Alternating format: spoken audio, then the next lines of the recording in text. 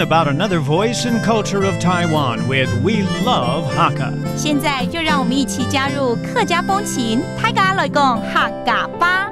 Hey, what's up, everyone? It's time for Practical Hakka on Icrt. Hello， 你好，大家好，我是 Alice Pong。 Hello, 你好，大家好，我是 Joseph Ling. And this month, we're teaching you a scenario where you might want to take some time off. 我们有时候会跟老板啊、公司说我要请假。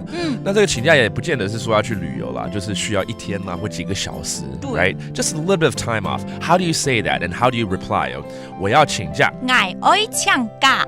我要请假. That means I need some time off. And then, of course, your boss might say, 你怎么了? What's wrong? 唔用嘅係麼？ So today, let's focus on a scenario where you have to take care of your family. Okay, it could be the kid or it could be your parents. 有可能是家里有事啦，小孩生病啦，还是爸爸妈妈呢需要去医院，你要带他们去。我们专注在这个上面好了，好不好？所以呢，第一句话可能就是说家里有事 I have something to take care of with my family. 屋下有事情。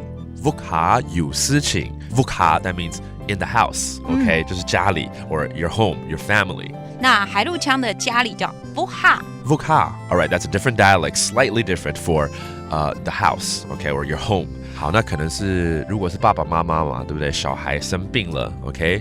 My child is sick. I need to take care of him or her. 小孩生病了。生日呢不平诶。生日不平诶。OK， 生日我们以前教过，就是小朋友的意思，小孩子，小人，小孩子啦。那我是大人。